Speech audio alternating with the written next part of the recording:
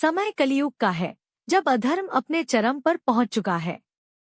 शैतान आधुनिक तकनीकों और असीम शक्तियों से सुसज्जित होकर ब्रह्मांड की शुद्धता को नष्ट करना चाहता है। भगवान विष्णु का 10वां अवतार भगवान कल्कि अभी तक अवतरित नहीं हुए हैं। कलयुग का सबसे बड़ा उद्देश्य यही है, अवतार को रोकना, ताकि सत्य और धर्म का पुनःस्थापन न हो सके। लेकिन धर्म के संरक्षक आदि पुरुष हनुमान जी, महाकाली का अंश सिया और सुपर वुमेन आदित्य ब्रह्मांड को बचाने के लिए एकजुट हो चुके हैं। कहानी प्रारंभ, संकट का उदय।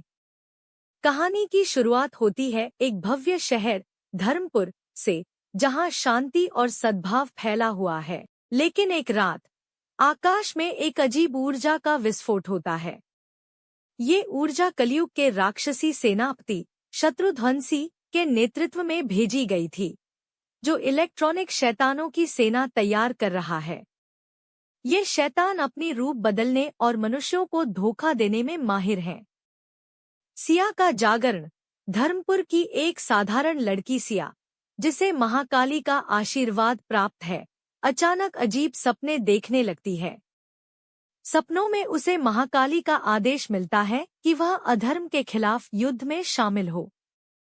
सिया को अपनी शक्तियों का एहसास तब होता है जब वह अकेले ही कुछ शैतानों का सामना कर उन्हें नष्ट कर देती है। आदि पुरुष और हनुमान जी का प्रकट होना। हनुमान जी, जो अनंत काल से भगवान राम के आदेश पर धर्म की रक्षा में लगे हुए हैं, सिया से मिलते हैं। वे उसे बताते हैं कि वह महाकाली का चयन है और अब उसे ब्रह्मांड को बचाने के लिए उनके साथ युद्ध करना होगा। हनुमान जी के साथ आदि पुरुष भगवान शिव का अंश भी इस युद्ध में सम्मिलित होते हैं। सुपर वुमेन आदित्य का परिचय।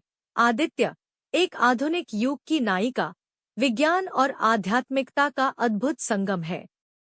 वह एक वैज्ञानिक और योद्धा है, जिसने आधुनिक तकनीकों के माध्यम से अपनी अद्वितीय शक्तियां विकसित की हैं। उसे ब्रह्मांड की रक्षा के लिए चुना गया है। कलयुग की योजना। कलयुग अपनी शक्तिशाली सेना के साथ शुद्ध ब्रह्मांड की ऊर्जा को अवशोषित कर इसे नष्ट करने की योजना बनाता है। इसके लिए वह एक शक्तिशाली अंतरिक्षीय यंत्र तैयार करता है, जो ब्रह्मांड में जीवन को समाप्त कर देगा। युद्ध का आरंभ। सिया, हनुमान जी, आदि पुरुष और आदित्य एक अंतरिक्षीय युद्ध के लिए तैयार होते हैं। उनका पहला युद्ध शत्रुध्वंसी और उसकी सेना के साथ होता है। यह युद्ध भव्य अंतरिक्षीय दृश्यों और प्राचीनाधुनिक तकनीकों के अद्भुत संगम से भरपूर है।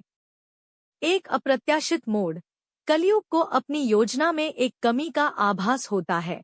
यदि भगवान कल्कि का जन्म हो गया तो उसका सर्वनाश निश्चित है। इसलिए वह शत्रुध्वंसी को आदेश देता है कि वह हर जगह फैली धर्म की आशाओं को नष्ट कर दे। इसी बीच सिया को अपने भीतर छिपी महाकाली की सारी शक्तियों का एहसास होता है। अध्याय 2 की ओर इशारा। युद्ध के बाद सिया, हनुमान जी, आदि पुरुष और आदित्य एक रहस्यमय संकेत पाते हैं। एक देवदूत उन्हें बताता है कि भगवान कल्कि के जन्म के लिए पवित्र मंत्र को जागृत करना होगा। लेकिन कलयुग इसके खिलाफ अपनी सबसे विनाशकारी शक्ति का इस्तेमाल करने के लिए तैयार है। क्या भगवान कल्कि अवतरित होंगे? क्या सिया, आदित्य और योद्धाओं की टीम ब्रह्मांड को बचा पाएगी? इसका उत्तर अगली कड़ी में मिलेगा।